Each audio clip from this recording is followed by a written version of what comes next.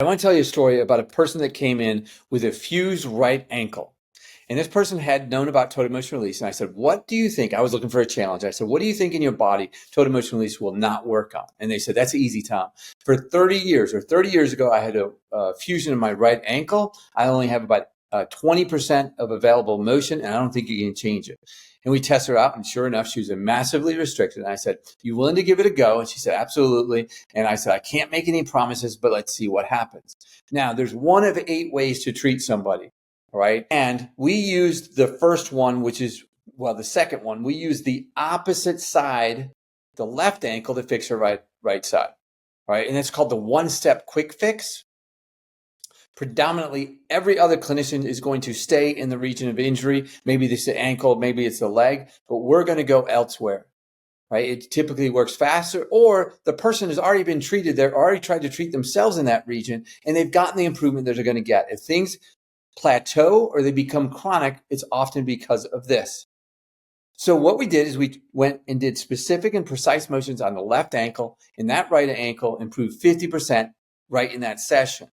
In that same session, we then went up in the trunk and we did specific and precise motions, and it improved more. And then we did arms and improved even more. When she left just that session, she had a 70% more motion in that ankle after 30 years.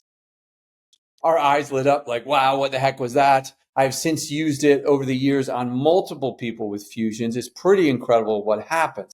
And I think it's a shame because most clinicians don't realize, because they're not trained to look outside the region of injury.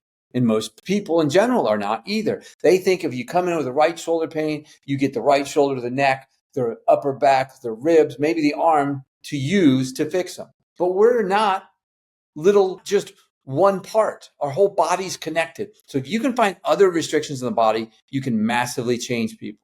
So as you begin learning each of these 8 ways to treat somebody and finding restrictions, these are 8 ways to find deeper and deeper restrictions, you'll become more and more able to have more and more potential solutions for yourself or for others, right?